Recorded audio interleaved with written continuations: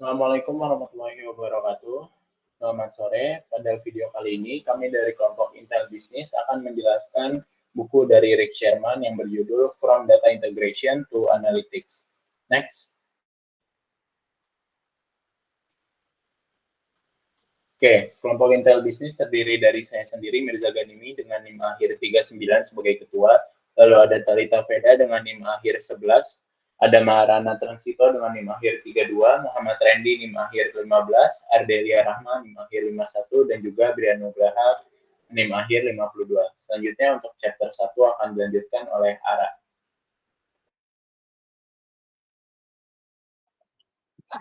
Baik, terima kasih. Selanjutnya pada chapter 1 akan membahas tentang the business demand for data, information, and analytics. Next.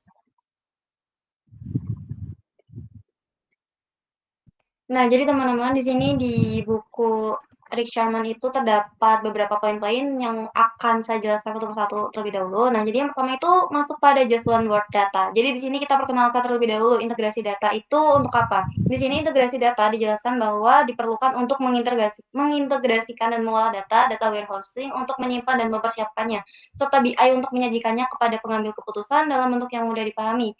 Kemudian yang kedua ini membahas tentang data deluxe. Di sini itu istilah dalam bahasa Indonesia adalah data yang kebanjiran atau memiliki jumlah yang terlalu banyak. Di sini apabila perusahaan tidak bisa mengelola dengan baik, maka akan menyebabkan volume yang overload.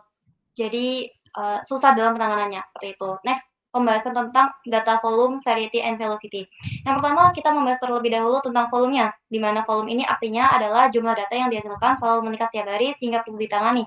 Walaupun mungkin dalam perusahaan tidak terlalu penting, tapi jumlah data yang setiap harinya akan bertambah terus ini bisa menyebabkan risiko yang mungkin berbahaya apabila tidak segera ditangani. Kemudian yang kedua membahas tentang variety. Di sini terdapat bentuk data yang semakin hari juga semakin beragam. Dan yang ketiga velocity yaitu membahas tentang kecepatan aliran data yang semakin hari juga semakin meningkat. Next. Nah, selanjutnya membahas tentang timing dan analytics deluxe. Di sini Rick Sherman itu menjelaskan bahwa semakin banyak data, maka semakin besar risikonya juga. Banyak perusahaan mengoleksi data, tetapi belum tentu semuanya dapat menganalisis dengan baik. Kemudian the importance of analytics, gimana sih pentingnya analisis untuk suatu perusahaan? Nah, di sini sebuah studi dari Bain menemukan bahwa perusahaan dengan kemampuan analitik yang paling canggih itu bisa mengungguli pesaing mereka dengan margin yang signifikan. Di sini dijelaskan bahwa ada beberapa kemungkinan. Yang pertama itu 2 kali lebih mungkin berada di kuartil atas kinerja keuangan dalam industri kita. Kemudian yang kedua, 5 kali lebih mungkin membuat keputusan jauh lebih cepat daripada pesaing pasar. Ketiga, 3 kali lebih mungkin dalam melaksanakan keputusan sesuai rencana mereka. Dan yang terakhir adalah kemungkinan bahwa perusahaan tersebut 2 kali lebih mungkin menggunakan data secara sangat sering saat membuat keputusan. Kemudian challenge dalam analisis atau tantangan dalam menganalisis adalah analisis canggih kini itu mencakup analisis prediktif, visualisasi data dan penemuan data.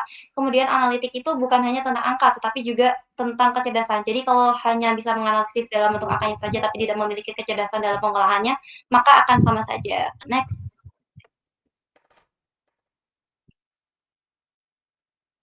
Nah, di sini terdapat beberapa analitik strategi di mana ini bisa membantu untuk mengatasi tantangan-tantangan dalam analitik tadi. Yang pertama adalah bisa dengan cara mendesain arsitektur data yang memfasilitasi pelaporan, analitik, pemodelan prediktif, dan BI self-service. Kedua, bisa dengan cara mendesain portofolio BI. Ketiga, merancang solusi dengan penemuan data, visualisasi data, dan BI berbasis memori. Keempat, memfasilitasi BI operasional dan analitik. Kelima, merancang dan mengimplementasikan sandbox dan hubungan analitik. Keenam, membuat program tata kelola data dan analitik. Dan yang terakhir adalah membuat lingkungan metadata BI bersama atau BI sharing. Nah, di sini disebutkan bahwa Rick Sherman itu menyebutkan too much data, too little information. Semakin banyak data yang dimasukkan, maka akan sedikit informasi juga yang bisa didapatkan. Nah, di sini dijelaskan perbedaan antara data dan informasi. Di sini terdapat flow, yang pertama yaitu data, kemudian informasi dan knowledge. Di sini sudah dijelaskan bahwa yang pertama-tama itu kita melakukan pengumpulan datanya, di mana data itu merupakan bentuk mentah dari informasi. Jadi kalau data nggak diolah itu nggak bisa menghasilkan suatu informasi tertentu, seperti itu.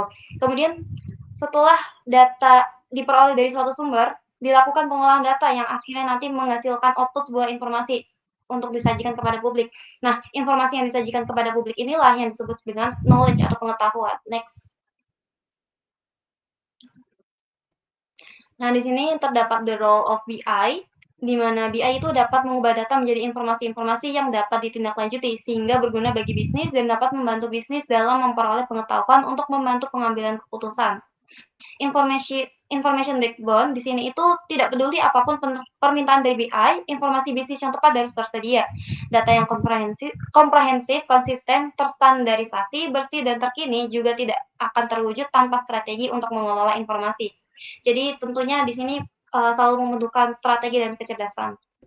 Kemudian terdapat the roles of BI dan operational system. Di sini data warehouse itu bukanlah satu-satunya sumber data yang digunakan oleh BI, tetapi tetap menjadi komponen kunci dalam solusi perusahaan dalam mengambil keputusan.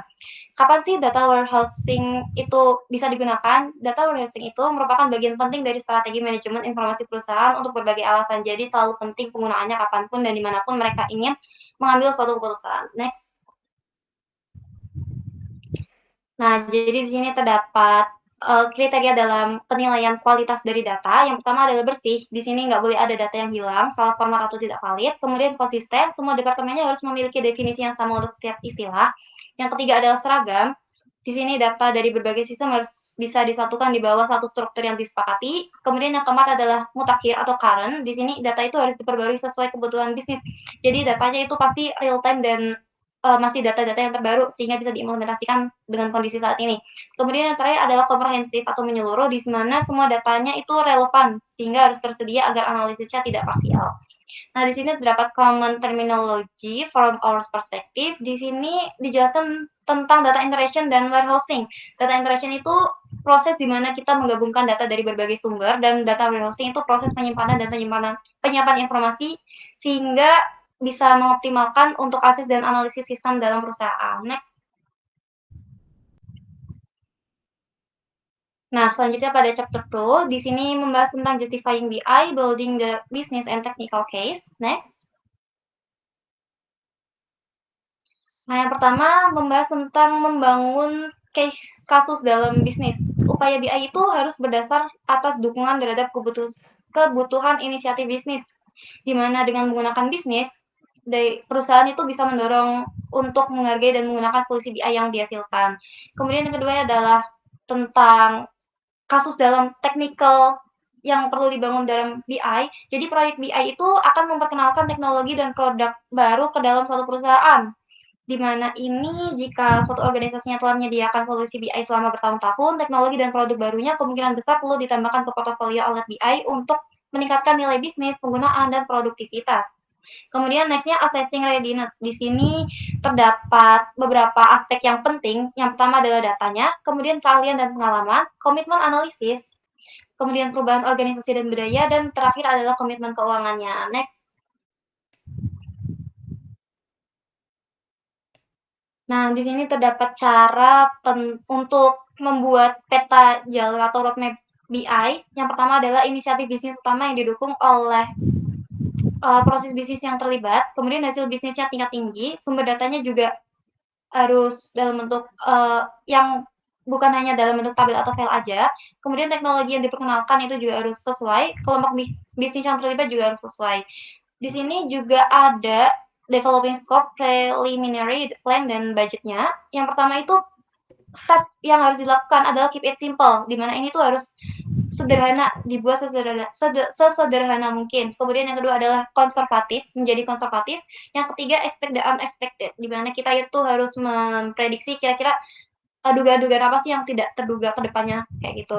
Kemudian selanjutnya adalah obtaining approval. Di sini terdapat beberapa justifikasinya. Yang pertama adalah overview, business problem or opportunities, situational analysis, kemudian solution alternatif, project description, dan lain-lain sebagainya. Dan yang terakhir ada business sponsors and stakeholder-nya, kayak gitu. Next. Nah, terakhir pada chapter 3, di sini membahas tentang defining requirements, business data, and quality. Next.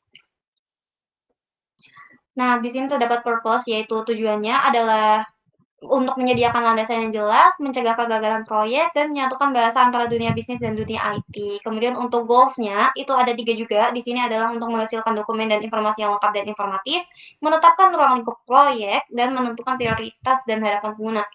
Kemudian selanjutnya ada daily variables. Di sini itu ada aspek-aspek yang perlu dipenuhi, di mana yang pertama adalah project description, kemudian project functionality, project assumption-nya, list of inputs, requirement priorities, issues and concern, change management, dan sign-offs. Nah, aspek-aspek ini memiliki kriteria yang masing-masing yang perlu dipenuhi yang udah dijelaskan di PPT ini. Next.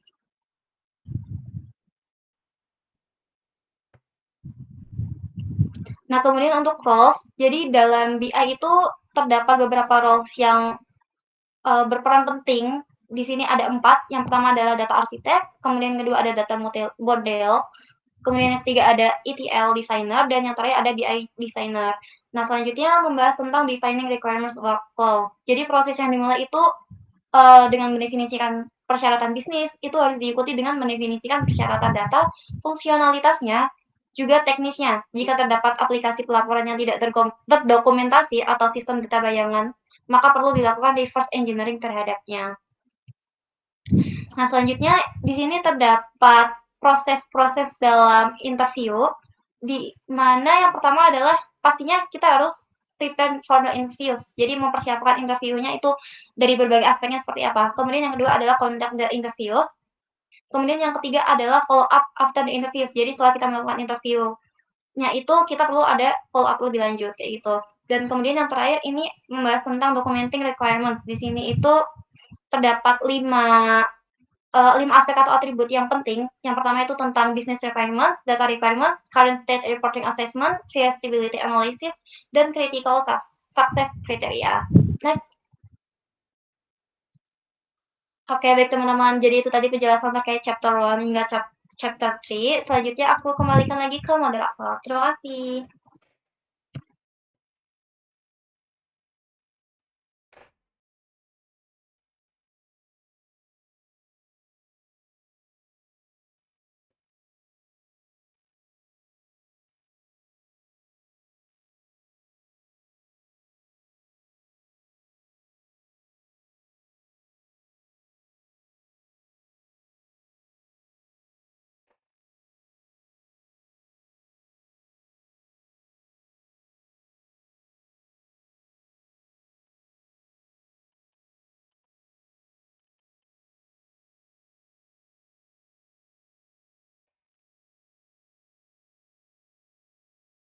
Oke, selanjutnya saya akan menjelaskan untuk chapter 4. Itu ada arsitektur framework. Next. Di bab 4 ini menjelaskan tentang arsitektur framework yang terencana sebelum membangun sebuah framework atau rencana kerja, yaitu pada tahap ini sangat penting untuk lingkungan bisnis intelijen untuk menghindari apa yang disebut dengan arsitektur yang tidak disengaja atau arsitektal arsitektur, yaitu kumpulan sistem dan data silo yang tumpang tindih, tidak efisien dan sulit dikelola. Selanjutnya,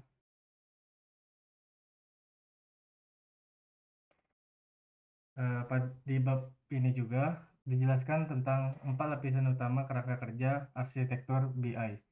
Yang pertama itu ada information architecture, yaitu menentukan konteks bisnis, yaitu apa, siapa, dan di mana dan mengapa sebuah solusi BI dibangun. Ini mencakup proses bisnis yang akan didukung dan jenis analisis yang dibutuhkan. Yang kedua ada data arsitektur, yaitu merupakan cetak biru data yang menjelaskan bagaimana data dikumpulkan, diintegrasikan, disimpan, dan ditransformasikan untuk memenuhi kebutuhan arsitektur informasi.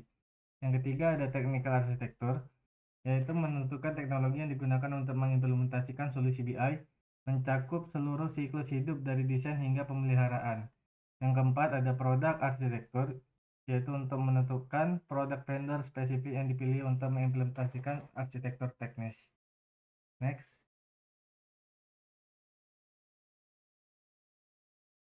Nah, selanjutnya ada chapter 5, itu berisi tentang information architecture. Next.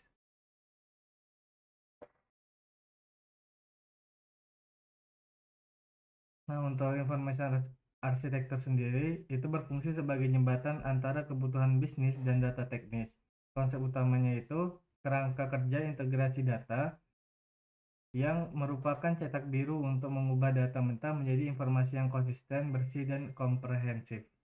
Next. Nah, di bab ini juga dijelaskan tentang komponen-komponen utama dari DIF, yaitu yang pertama ada data preparation atau persiapan data, yaitu proses inti untuk mengumpulkan, mengubah, dan membersihkan data dari berbagai sistem sumber untuk kemudian disimpan di data warehouse.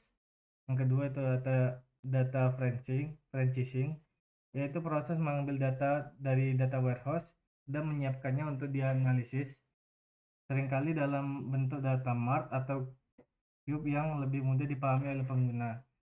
Selanjutnya ada BI dan data analitik, yaitu proses di mana pengguna bisnis berinteraksi dengan data yang telah disiapkan melalui aplikasi BI seperti laporan dan dashboard.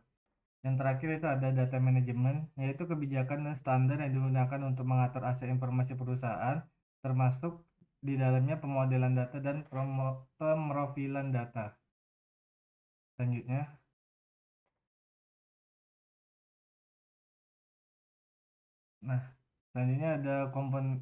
ada metadata management, yaitu proses pengelolaan data tentang data untuk mendefinisikan dan mengelola metadata yang digunakan di seluruh kerangka kerja.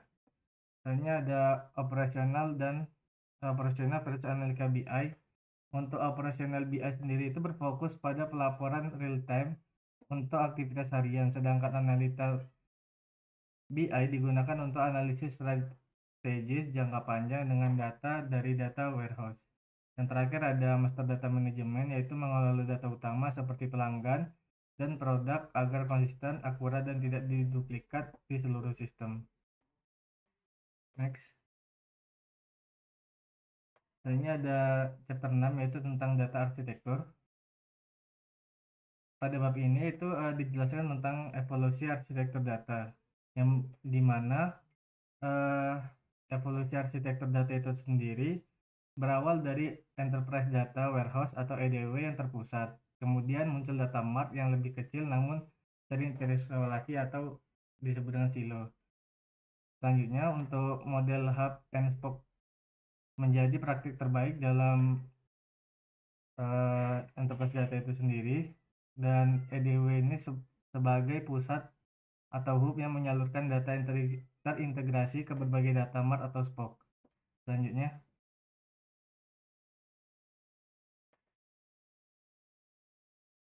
pada bab 6 ini sendiri juga dijelaskan oleh Rick Sherman tentang model yang direkomendasikan dalam arsitektur data analitis atau ADA. Di sini Rick Sherman itu merekomendasikan model arsitektur data menggunakan 3 lapisan sistem, yaitu pertama ada system of record atau SOR, yaitu sistem sumber tempat di mana data dibuat. Selanjutnya ada system of integration atau SOI, itu tempat data diintegrasikan, yang dimana ini merupakan peran utama dari EDW itu sendiri. Terus yang terakhir ada system of analytics atau SOA, itu tempat di mana data disajikan untuk dianalisis atau data mart. Selanjutnya,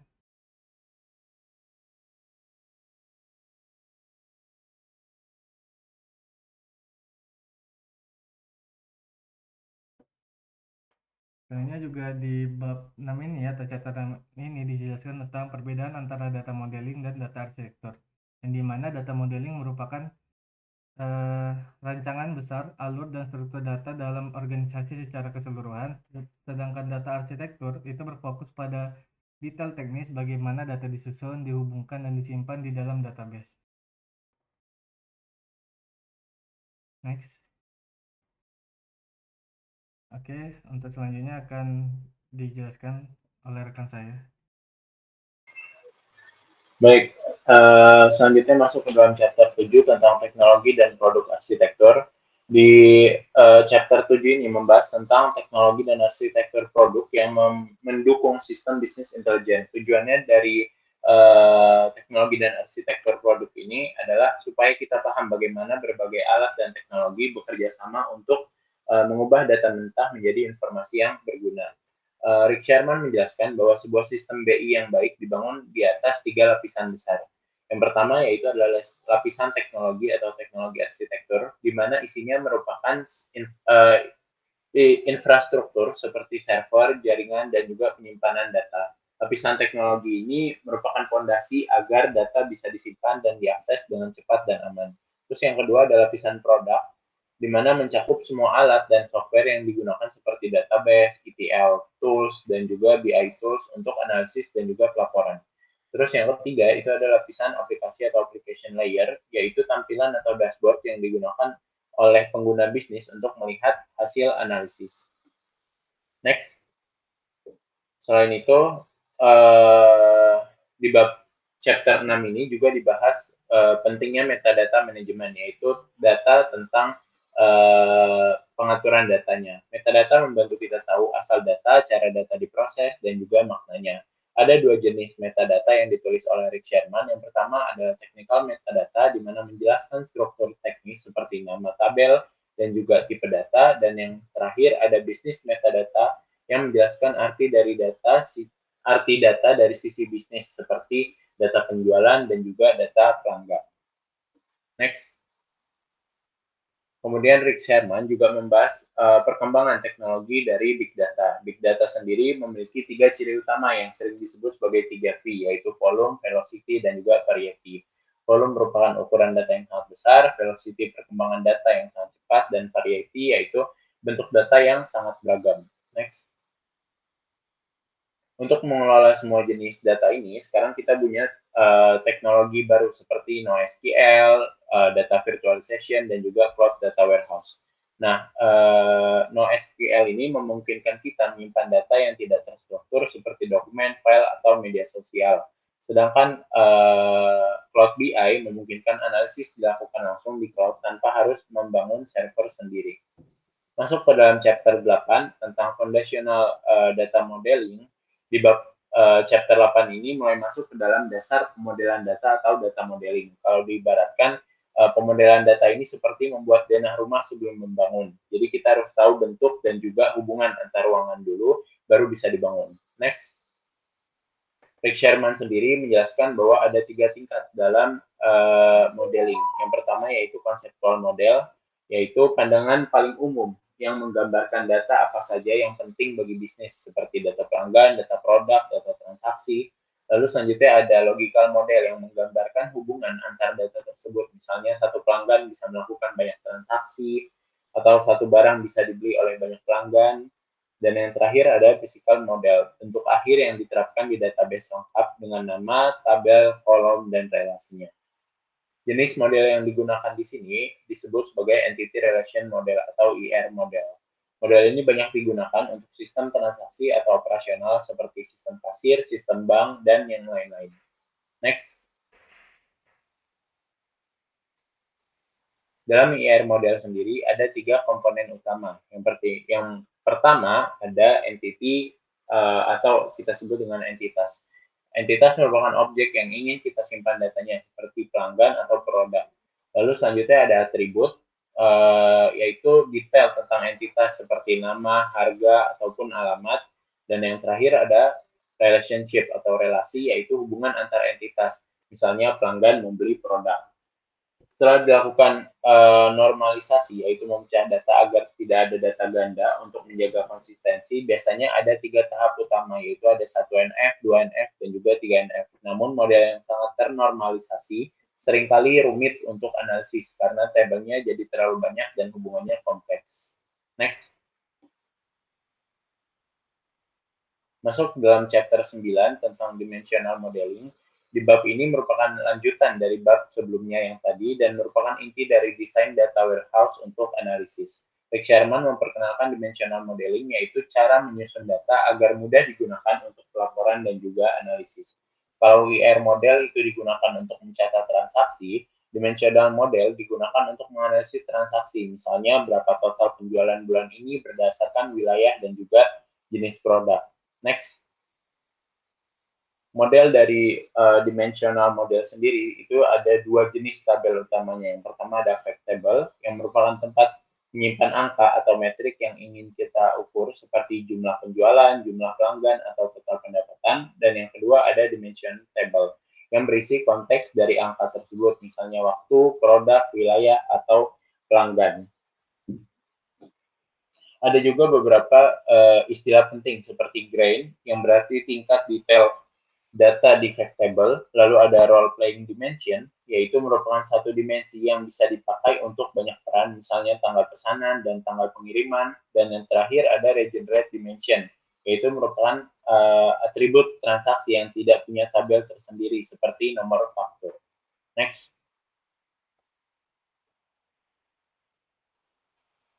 Yang terakhir dari chapter 9 ini merupakan dua bentuk struktur model dalam dimensional model, yaitu ada star schema di mana fact table ada di tengah dan semua dimension table terhubung langsung ke situ. Ini paling sederhana dan juga umum digunakan.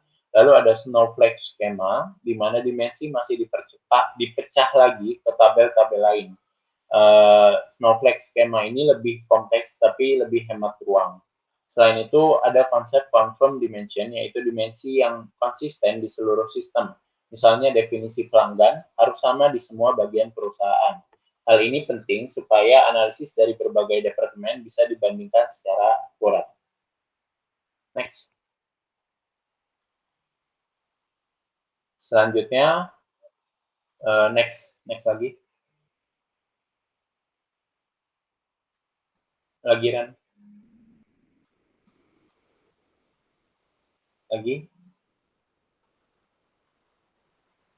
Oke, selanjutnya untuk chapter 10 akan dijelaskan oleh rekan saya.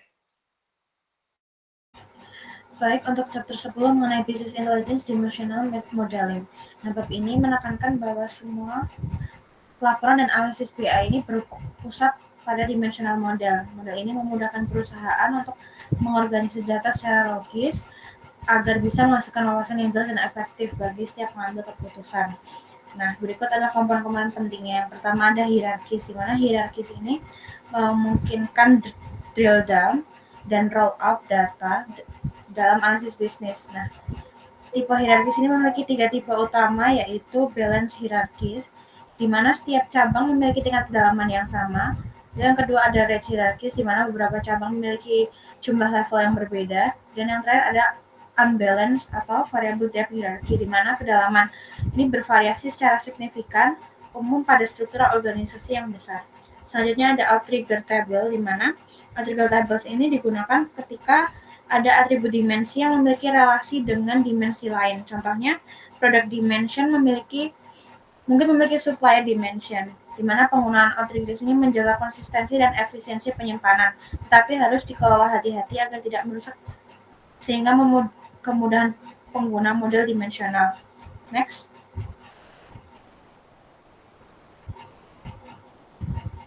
Yang keempat ada slowly changing dimension atau SCD, di mana SCD ini digunakan untuk melacak perubahan nilai atribut dimensi dari waktu ke waktu, misalnya alamat pelanggan atau harga produk.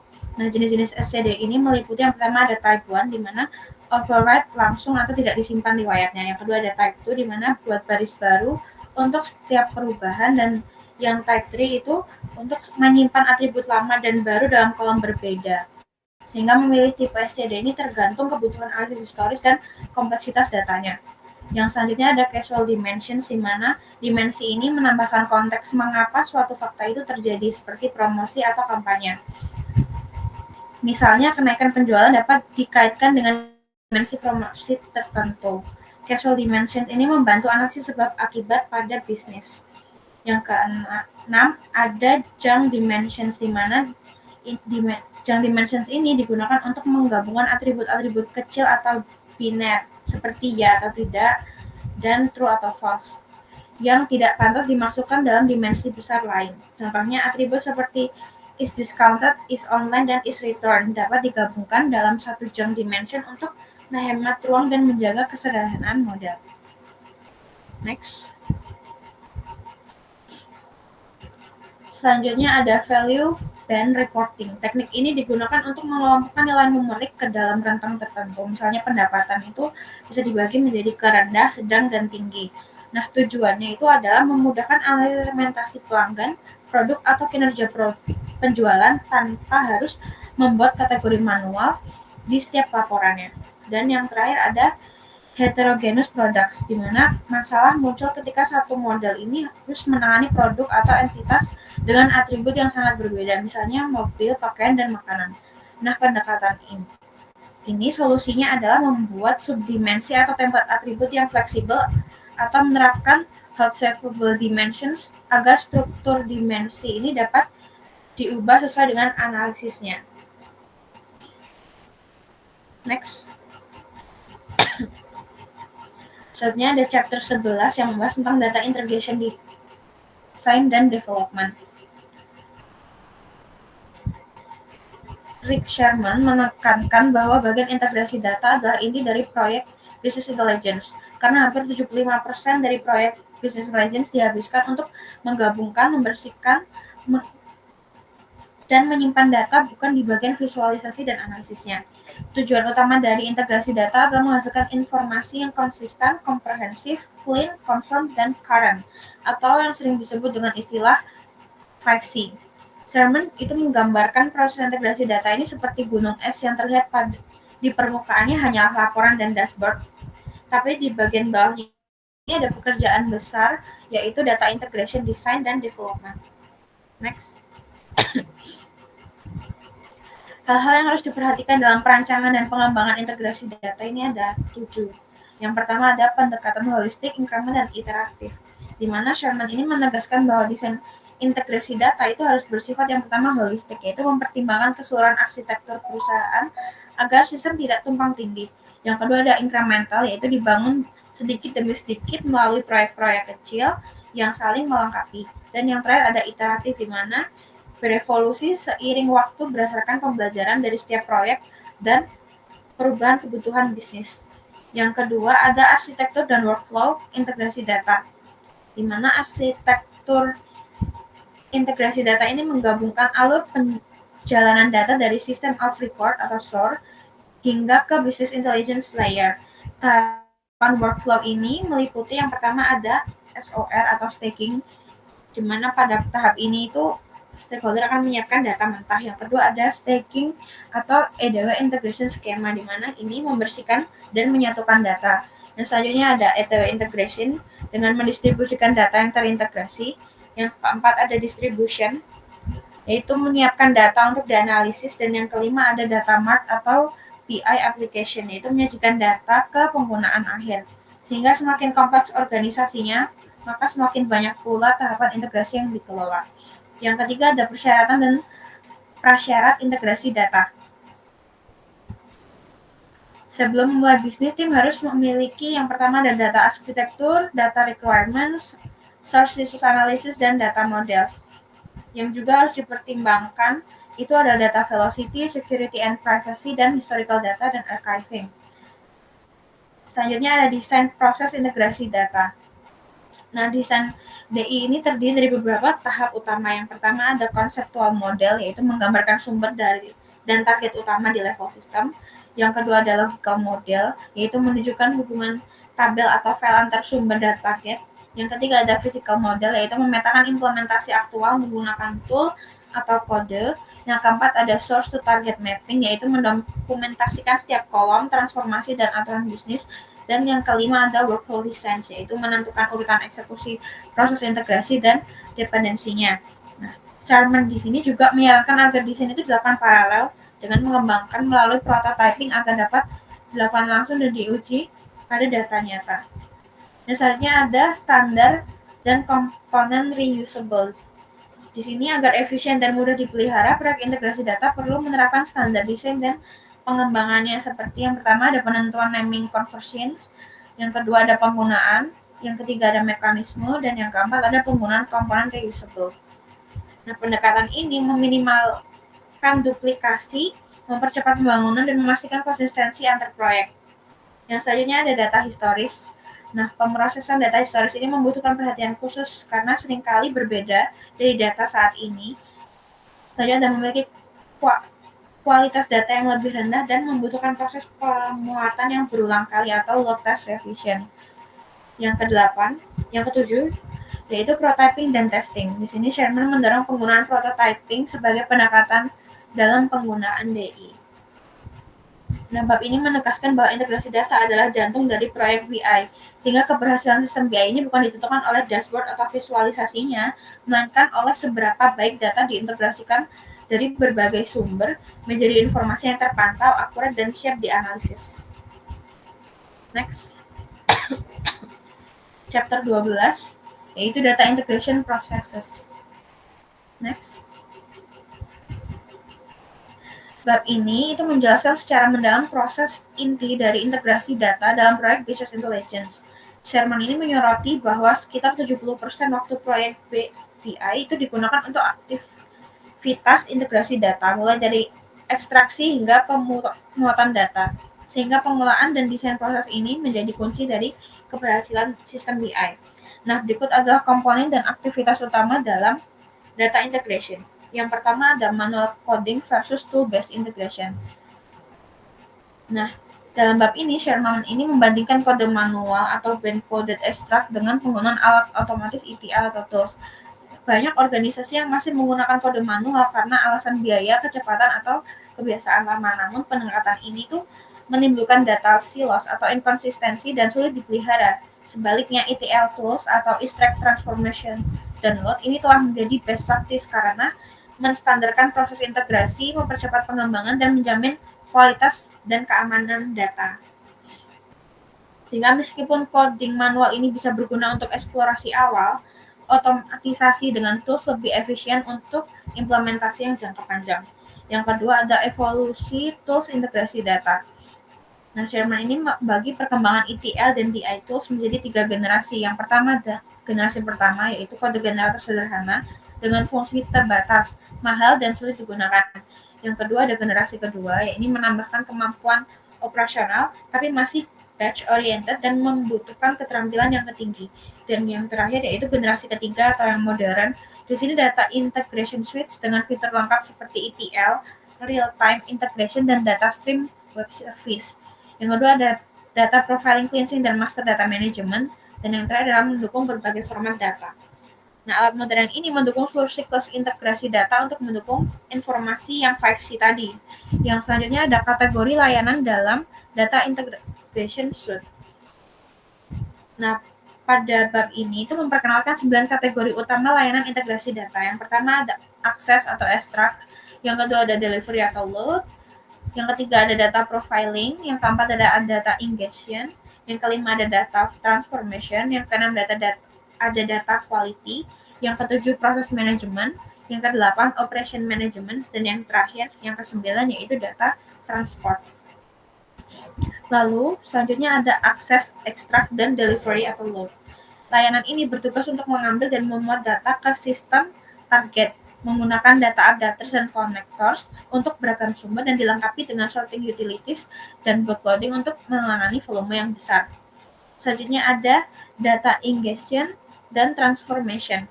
Tahapan ini memastikan data selalu mutakhir dari dan sesuai dengan aturan bisnis. Nah, di sini itu menggunakan change data capture untuk mendeteksi perubahan data dan menerapkan aturan bisnis transform agar data yang dimuat ini sesuai dengan konteks analytics.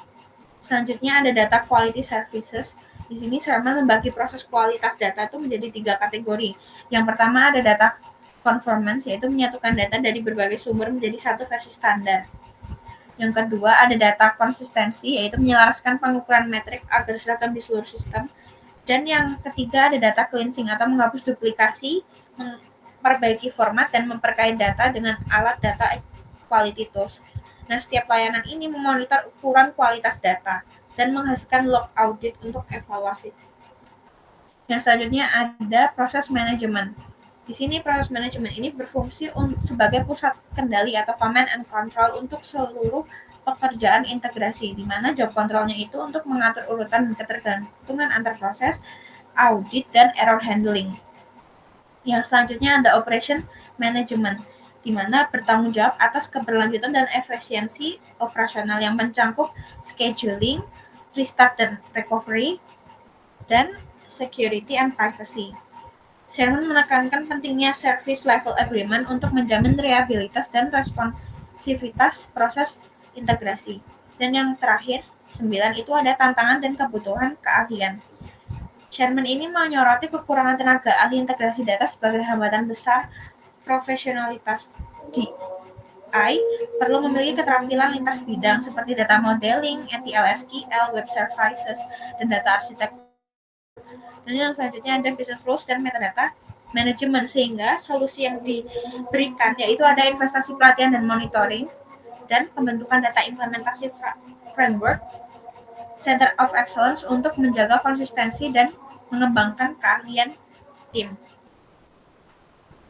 Next. Selanjutnya chapter 13 akan dijelaskan oleh rekan saya.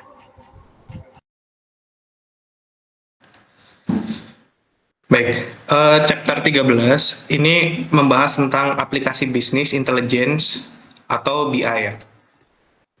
Jadi pada awal bab ini dijelaskan pentingnya spesifikasi konten BI untuk mendesain dan mendokumentasikan aplikasi BI yang akan dibangun. Jadi proses ini itu dimulai dengan mengumpulkan persyaratan yang diperlukan yang sudah dijelaskan pada bab 3. Yang dijelaskan pada bab 3 dan kemudian mengorganisirnya dalam konteks aplikasi BI. Di sini dijelaskan tentang spesifikasi konten BI. Jadi apa aja spesifikasi konten BI itu?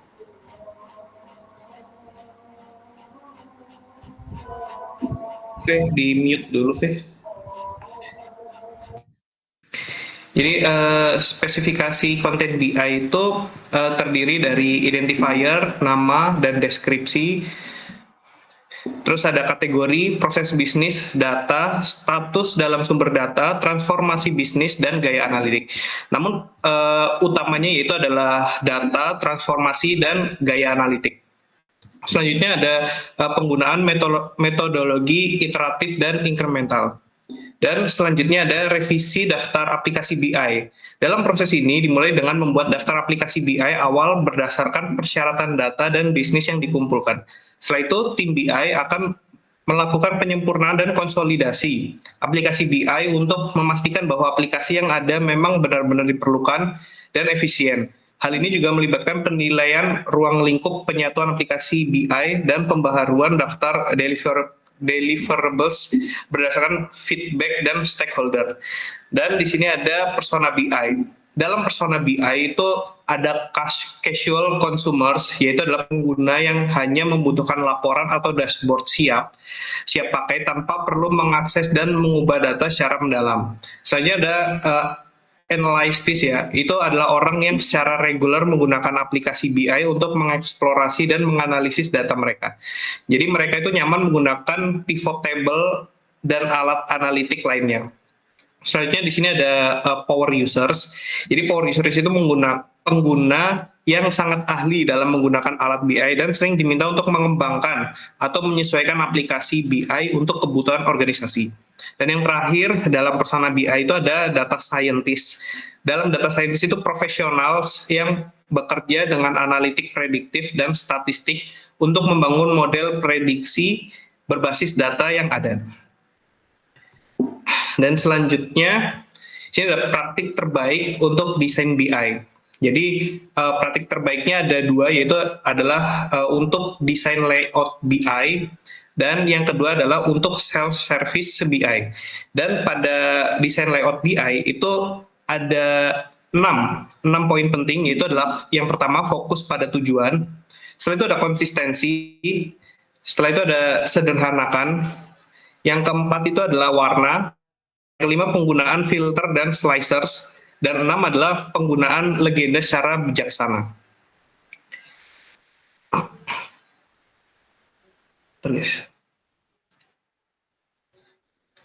Dan desain untuk self-service BI di sini memastikan data mudah diakses oleh pengguna bisnis melalui model presentasi BI yang relevan.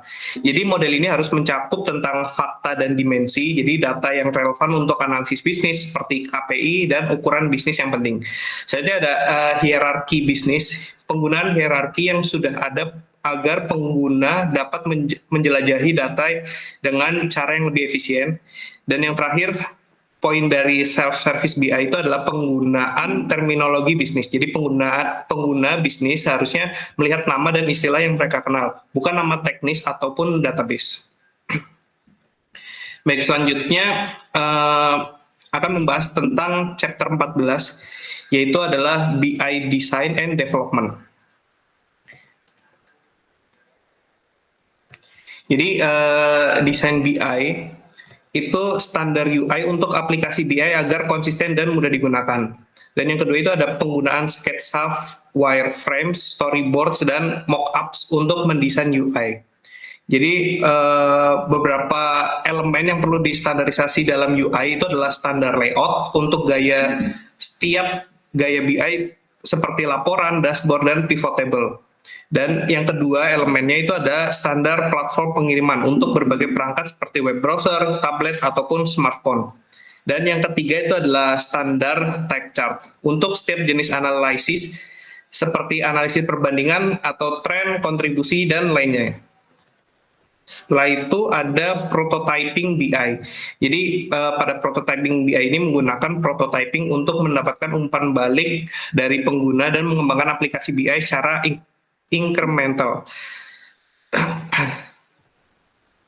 Dan selanjutnya ada standar privasi, keamanan, dan akses. Jadi pada standar privasi ini mencakup yang pertama adalah privasi data, dan yang kedua ada keamanan data, setelah itu ada standar akses.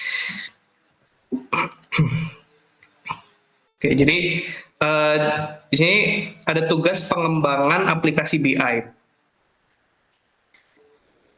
Jadi tugas pengembangan aplikasi BI itu adalah tugas pengembangan untuk membuat konten data, membuat chart dan visualisasi untuk analisis. Saya sudah membangun aplikasi BI secara keseluruhan. Dan pengujian aplikasi BI itu dilakukan secara iteratif, unit test atau UAT, dan pengujian sistem. UAT itu kepanjangan dari user acceptance testing, di mana sebagai pengguna itu bisnis memberikan persetujuan untuk melanjutkan aplikasi ke tahap selanjutnya. Oke, pada chapter 15 itu adalah Advanced Analytics. Dalam chapter 15 ini ada advanced analytics yang fokus pada prediksi masa depan dan what if analysis.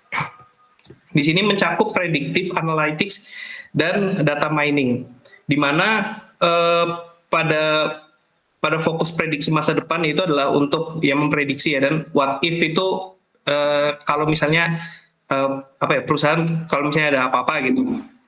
Jadi menggunakan what if analysis.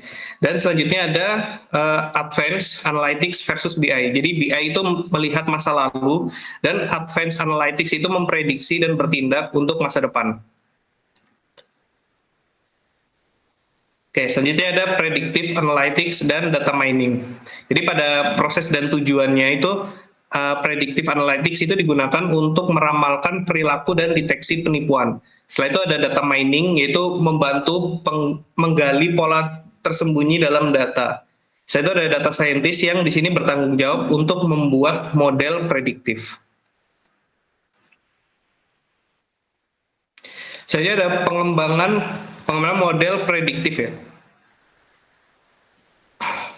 Jadi tahapan pengembangan model yang pertama itu ada menetapkan lingkup proyek, setelah itu ada eksplorasi dan pembersihan data, dan membangun dan menguji model prediktif. Yang keempat ada mengintegrasikan model ke dalam proses bisnis. Yang kelima itu ada memantau dan mengelola model. Dan pada Analytics Sandbox dan Hub di sini Analytics Sandbox itu tempat bagi pengguna bisnis untuk analisis eksploratif dengan kemampuan untuk menambah data dan metrik. Jadi di Analytics Sandbox dan Hub ini dia itu ada ada dukungan dari IT, jadi bisa analisisnya bisa lebih eksploratif. Dan pada Analytics Hubs itu digunakan oleh data scientist dan analis untuk pengembangan model prediktif yang lebih kompleks dan membutuhkan analisis data yang lebih mendalam. Ini adalah lingkungan yang lebih maju yang mendukung permodelan prediktif dan analitik yang lebih canggih. Jadi Analytics Hubs itu untuk kayak lebih ke profesionalnya mungkin. Dan selanjutnya adalah Big Data Analytics. Dalam Big Data itu membawa tantangan baru bagi perusahaan yang ingin menganalisis data dalam jumlah besar dan dengan beragam tipe data. Terstruktur, semi-struktural, dan tidak terstruktur. Menggunakan Big Data Analytics, perusahaan dapat mengolah dan menganalisis data dalam jumlah besar, mendapatkan wawasan yang lebih dalam. Jadi elemen dalam Big Data itu ada dua, yaitu unstruktur versus struktur data. Jadi data yang tidak struktur itu membutuhkan pendekatan analitik yang berbeda dibandingkan data terstruktur yang biasa disimpan dalam database relasional. Dan 3V's Big Data itu adalah volume, variety, dan velocity. Volume itu adalah jumlah, dan variasi, dan velocity adalah kecepatan data. Sangat penting untuk merencanakan proyek Big Data. Oke, mungkin next saja. Dan di sini ada data visualization. Mengapa visualisasi data itu penting? Jadi visualisasi itu membantu untuk mengungkap pola dalam data yang sulit dipahami hanya dengan angka. Jadi teknik visualisasi itu untuk menyederhanakan analisis yang kompleks dan memungkinkan untuk pengambilan keputusan untuk dengan cepat melihat pola dalam data. Jadi tipe-tipe visualisasi itu ada grafik batang ya, ada pie chart, atau ada line chart. Dan sebenarnya ada lagi heat maps dan scatter plots, itu untuk menampilkan korelasi dan kontribusi antar variabel. Oke.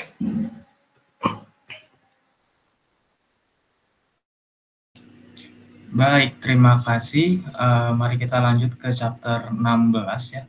Untuk chapter 16 sendiri itu membahas tentang data shadow system. Mungkin bisa di next, Mas. Ya, data shadow system itu apa sih? Data shadow system itu, atau dalam bahasa Indonesianya yaitu sistem data bayangan, itu seperti spreadsheet dari Excel ataupun database kecil seperti Microsoft Access yang dibuat sendiri. Ini biasanya dibuat karena kebutuhan data yang mendesak tapi tidak dapat terpenuhi oleh sistem BI resmi dari IT. Nah, dari hal ini itu benefitnya ada cepat, fleksibel, responsif, dan memuat pengetahuan bisnis yang mendalam. Namun, impact-nya juga tidak luput dari hal itu. Impact-nya sendiri yaitu adalah menyebabkan inkonsistensi data, duplikasi usaha, risiko keamanan, tidak ada audit trail, serta produktivitas yang menurun. Next mungkin. Untuk selanjutnya, tipe-tipe dari shadow system itu sendiri ada 3, yaitu yang ringan, one-off reports, kemudian yang sedang, ad hoc analysis, kemudian yang tingkatnya serius, yaitu full-fledged analytical application. Nah, apa sih strategi yang bisa dilakukan untuk menangani hal ini? Nah, biasanya itu dilakukan triage yang mengutamakan tipe yang tingkatannya serius terlebih dahulu, kemudian baru ke sedang dan keringan. Kemudian selanjutnya untuk solusinya sendiri itu bisa pisahkan lapisan integrasi data dari analisis menggunakan arsitektur BI terpusat, namun tetap menjaga fleksibilitasnya. Next. Selanjutnya kita masuk ke chapter 17, yaitu People, Process, and Politics. Next. Nah, dalam BI itu, Rick Sherman mengungkapkan bahwa ada 4 P's dalam BI, yaitu People, proses, politik, dan produk. Produk itu dalam konteks teknologi. Nah, keberhasilan proyek BI itu tidak hanya bergantung pada teknologi, tetapi pada manusia, proses, serta dinamika politik organisasi. Kemudian, beliau juga mengungkapkan bahwa hubungan antara bisnis dan IT itu harus bersifat kemitraan. Kemudian, peran dan tanggung jawab dari masing-masing bisnis dan IT itu, yaitu bisnis menentukan kebutuhan, aturan bisnis serta metriknya. Kemudian IT yang menyediakan infrastruktur, integrasi data, dan arsitekturnya. Next. Selanjutnya, apa sih tim proyek yang ideal itu untuk BI gitu? Nah, itu tuh beliau mengungkapkan bahwa 1, sponsor eksekutif, kemudian ada 2, steering committee, 3, tim pengembangan yang berisi analisis bisnis, arsitektur, integrasi data, serta pengembang BI. Kemudian yang keempat itu adalah tim eksternal yang melakukan testing dan operatorisasi. Kemudian untuk menciptakan tim yang ideal tentu saja dibutuhkan sebuah training begitu. Nah, beliau mengungkapkan bahwa perlu dilakukan training di bagian IT, yaitu butuh pelatihan konsep BI, kemudian di bagian bisnis itu butuh pelatihan kontekstual dengan data yang nyata.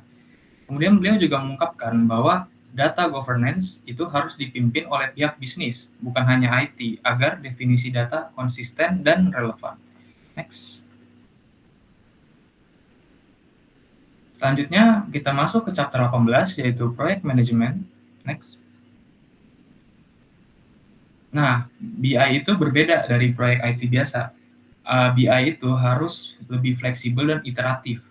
Dan dia bukan proyek yang satu kali, tapi program yang berkelanjutan.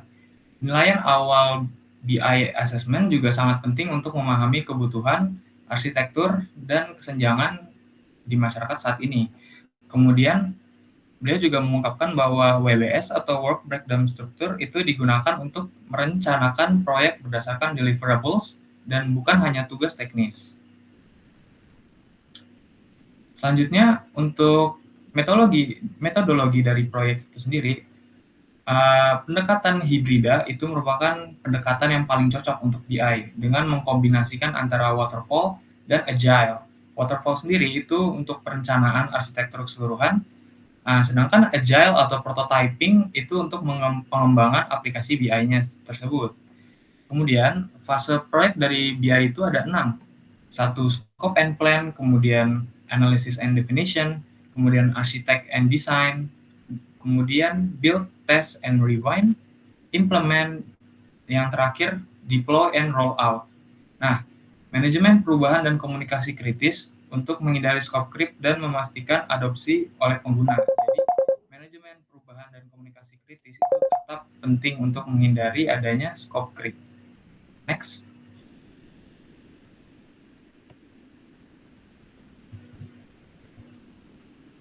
Selanjutnya kita masuk ke chapter 19, yaitu Center of Excellence. Nah, Center of Excellence atau biasa disebut COE, adalah tim pusat untuk koordinasi keahlian dan standarisasi BI.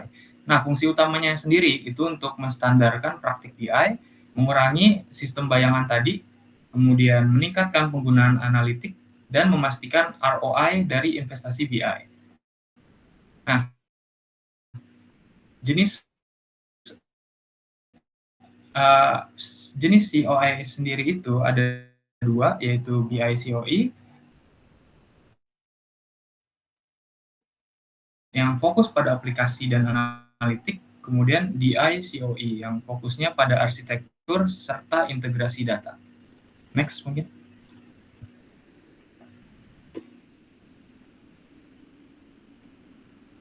Selanjutnya, untuk model organisasi sendiri, itu beliau mengungkapkan bahwa ada 4, yaitu berbagi praktik terbaik atau virtual team, standarisasi teknologi, layanan bersama atau bisa disebut shared service, kemudian pusat terpusat atau centralized service. Nah, goals-nya sendiri tuh apa sih? Nah, itu untuk membangun perusahaan berbasis data melalui 3 pilar, yaitu data governance, BI COE, dan DI COE. Next. Oke, mungkin saya kembalikan ke moderator. Terima kasih.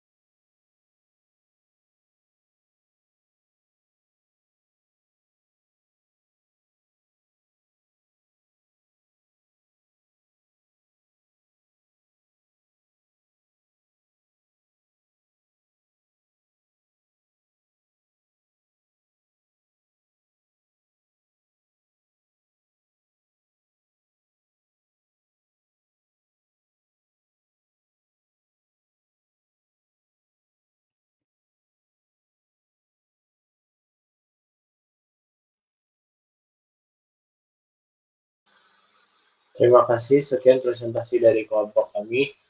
Wassalamualaikum warahmatullahi wabarakatuh.